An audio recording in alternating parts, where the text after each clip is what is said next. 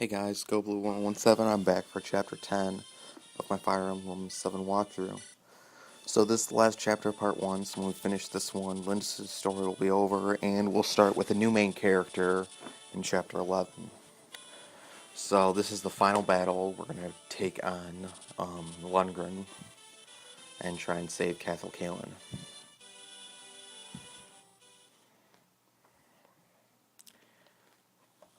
So yeah, I have not done anything like this for one of my LPs in a while. I kind of just took a couple weeks off just cause then there were like 2 weeks until winter break, so I decided I'd just wait until winter break. So now I'm starting to put up videos again. So yeah, they're gonna be more frequent. I'm not gonna put up a video or a chapter a month, but it might not be every other day either. If I could do it like at least every other day during break, I'd like that, because I could get up to around 20 or something. At least have that recorded by the time break is over, and then I'd only have about 10 left. Plus whatever side quests. I don't remember the exact chapters that have side quests. But anyway, that was cutscene. Now we're ready to pick our units.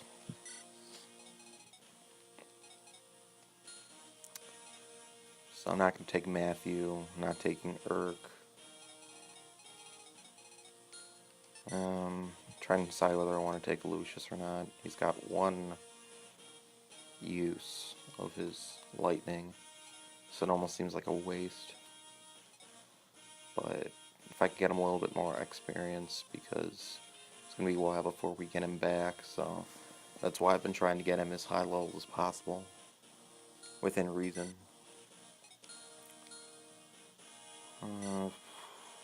I guess I'll go ahead and, yeah, I'll just take him.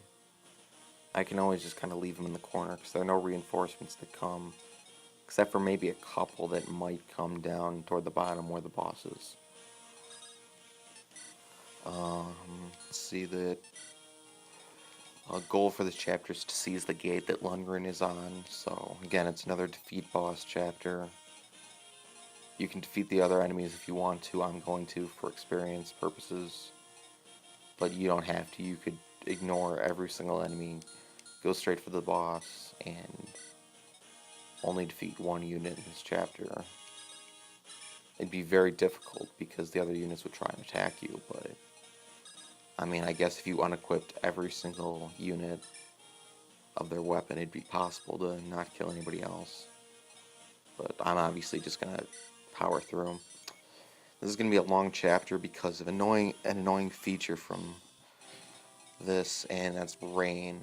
And rain is somewhat similar to fog in the sense that every couple turns it appears, and then every couple turns it disappears, and you can tell by what the characters say when it's going to appear and when it's going to disappear. Oh, here's Lundgren. We were looking. I was just cycling through the enemies, but instead of making it hard to see, the rain slows you down, especially horseback units. Horseback units are going to have a tough time in the rain, so that's going to make it annoying in a chapter like this. There's going to be a lot of turns where you're just moving your units up, and there are no enemy units around, which will make it annoying and a lot of just boring maneuvering with no real purpose. We got a village right there. There's an armory and a regular shop. I don't know, are those just called shops? I don't even remember, it's been so long. Oh, vendor. So yeah, we have an armory and a vendor. No real reason, at least for me, to go, because my units have plenty of weapon uses. Don't worry about using up all your weapons, all their uses, and breaking wall. We're gonna start out chapter 11 with different units than these. Actually, I think one of the units that we have right now is gonna come back and be in chapter 11, but only one. And every time you get one of these units back in subsequent chapters, they're gonna get different weapons that are completely full. So don't worry about breaking any of your weapons. It's not a hard chapter because your unit should be pretty powerful, unless you've been like wasting all your XP on one unit, so you have one unit like level 15 and then the rest of your units are like level 3. Then maybe it's a problem, but like this is a really, really easy chapter, like all of part 1 was. So yeah, it's gonna rain next turn. Since there's not gonna be a lot to say, and I haven't really, what am I trying to say? I'm not gonna have a lot to talk about except where I'm moving my units, and I've already had 9 chapters of being able to teach you how to win easy chapters like this. I'm gonna use at least part of this chapter to kind of talk about other games that I've been playing, kind of go on a rant, I guess. And I'm actually going to talk about a game that I got probably 2-3 weeks ago, I think, and I actually picked up NHL 12 for PS3, and I hadn't gotten an NHL game in a couple years, and I heard this one was actually going to be really good, so I decided I'd try it out, and I'm actually really impressed with the game, the improvements they've made. Now, that is comparing it to NHL 10, so maybe some of the improvements were made in 11, but from what I had heard, NHL 11 was not a particularly good game as far as improvements. But there are definitely some of the features in the game that I'm really impressed with, like the hitting engine that they introduced, where your momentum actually means something. I really thought that made the game more realistic instead of just being able to skate up to a opponent, just stop, and then either hit the analog stick or hit a button depending on what game you played. And they would just go flying over the boards into the bench. So I like that made the game more realistic. I also like the goalie interactions a lot more. I was very impressed with that. How you can actually get the goalies into fights, and the goalies aren't just in their little force field, which was kind of disappointment in earlier games. So the gameplay is also really solid and really fluid.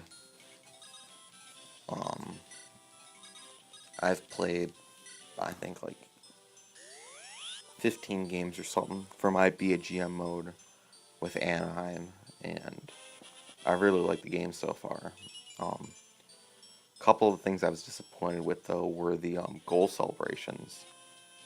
And it might just be because I'm not used to the way they've done the goal celebrations, or they're doing it now, because pretty much what they're doing is giving you a ability to choose your own celebration instead of just having a I don't know, like a default celebration that everybody does. You can actually like hit a button and your player will do a certain celebration. At least that's what the controls say it should work, how it should work. And that's kind of something they've done in the soccer games, like FIFA, for a few years, where they've allowed you to do that. And I don't know if it's just because I don't know how to do it right, but I have not been able to really get that done properly. So I'm kind of disappointed with that, but it could just be because I don't know what I'm doing. I'm also disappointed they didn't improve the penalty system, where they made the penalties more realistic, because that's something that has been a problem in a lot of the NHL games, in my opinion, where they never call enough penalties. And it's not so much that they're making no-call penalties. Like, if there's a penalty, they'll call it, but just not enough of them happen.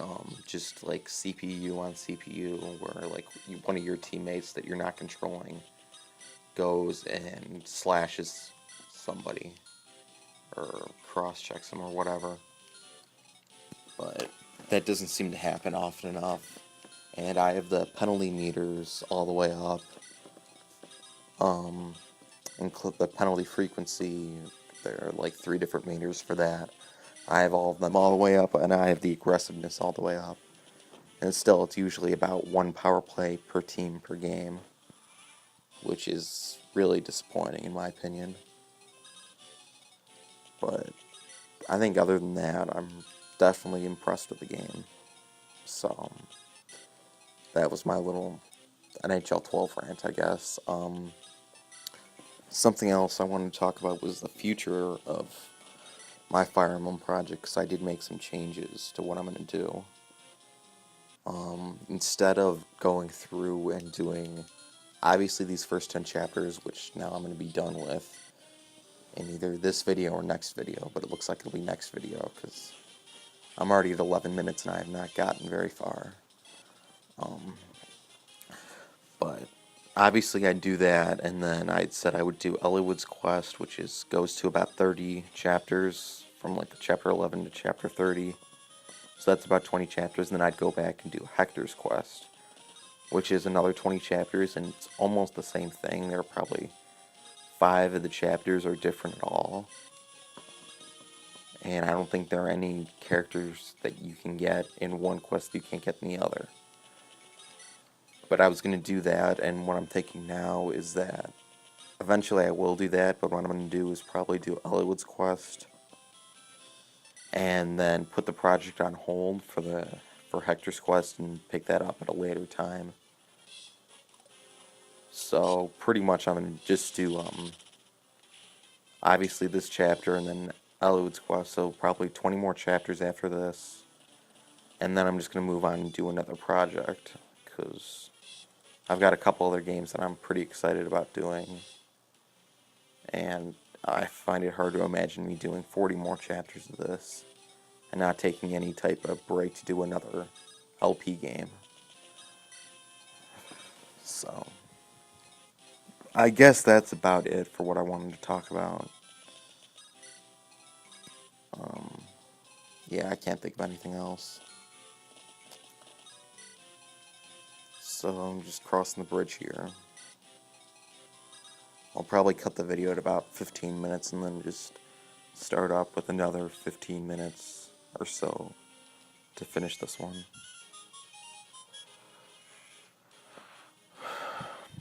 Probably the most annoying thing about this chapter is what I'm going to do, where you have to take some of your units, you're probably going to want to, and take them through that forest area where the one archer is, the enemy archer is right now, and taking them through that, especially if it's raining, because anybody that is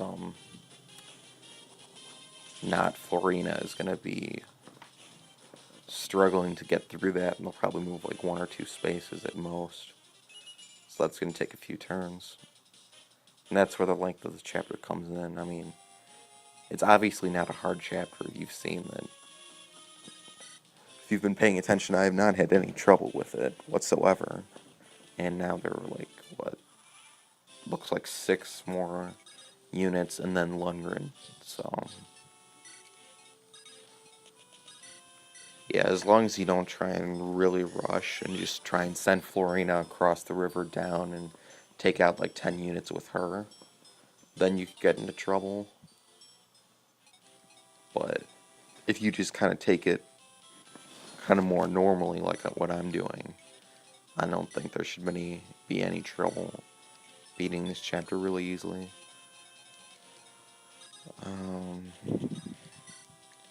Yeah, let's just try and get some of these guys through. And make sure you do not take any of your mounted units or your horseback units to the top bridge, because you're not going to be able to get over the mountains that are all up there. I don't even know why there's a bridge over there. I don't know, maybe there was some enemy unit that started out over there, and so that was why there was a bridge. But if that's not the case, it makes no sense to have a bridge over there, because there isn't anything there.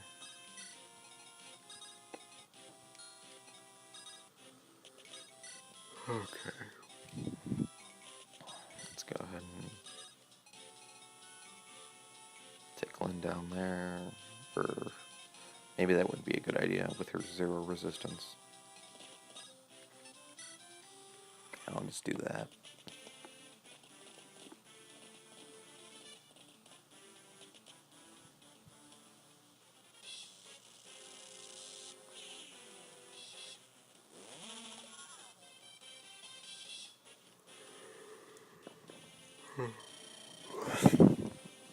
Yeah, I'm pretty much just using kind of the meat shield right now.